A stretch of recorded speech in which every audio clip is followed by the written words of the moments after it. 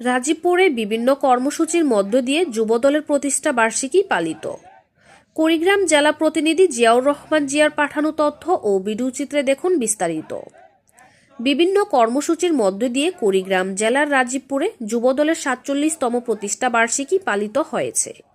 সোমবার দুপুরে রাজীবপুর বিএনপির কার্যালয়ের সামনে থেকে যুবদলের উদ্যোগে একটি বর্ণাঢ্য র্যালি বের হয়।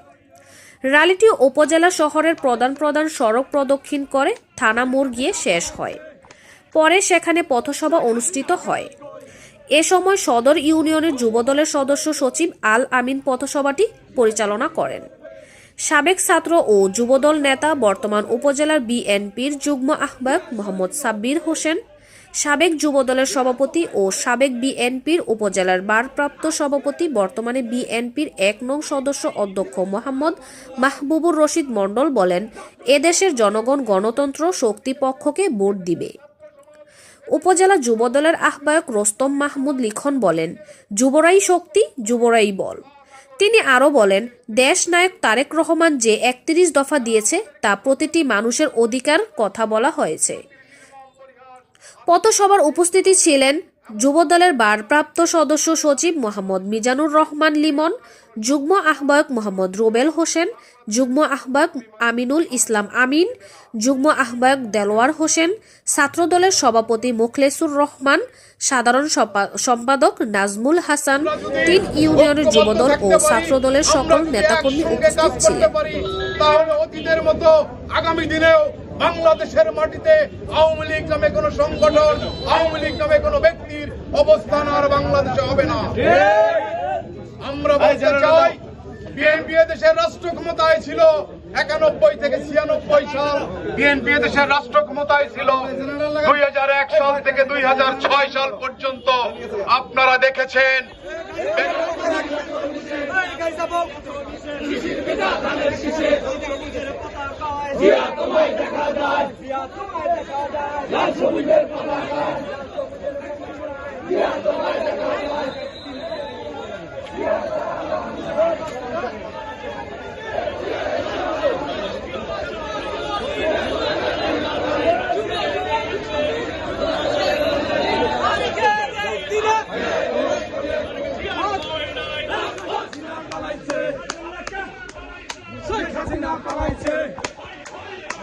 শেখ হাসিনা গেলি কই, হই হই হই হই, জিয়া সৈনিক লড়বে, চলছে লড়াই চলবে, জিয়া সৈনিক লড়বে, জিয়া তোমায় পরে মনে আজকের এই দিনে জিয়া সারা বাংলায় লক্ষ দিয়া ঘরে ঘরে। ৪৭তম যুবদলের প্রতিষ্ঠা বার্ষিকীর আজকের এই পথসভায় উপস্থিত রাজীবপুর উপজেলা বিএনপির যুগ্ম আহ্বায়ক সাব্বির হোসেন মণ্ডল, যুগ্ম আহ্বায়ক আনোয়ার হোসেন নেবি কাকা, যুগ্ম আহ্বায়ক অমর ব্যাপারী কাকা, উপস্থিত রাজীবপুর উপজেলা বিএনপির আহ্বায়ক কমিটির সদস্য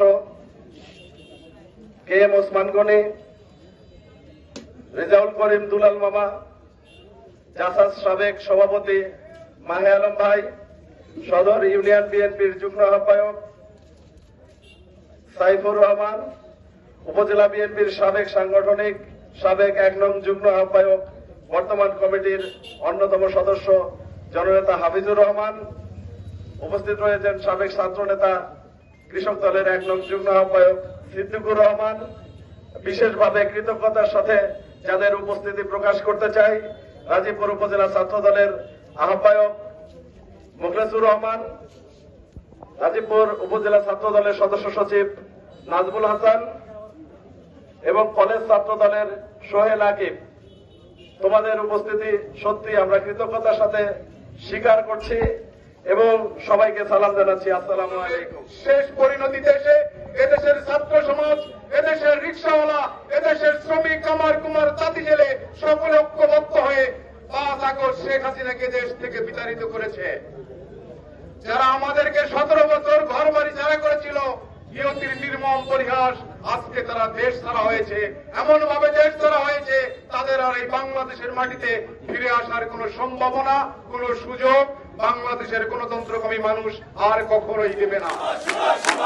ভোট দিব কিসে? ভোট দিব কিসে?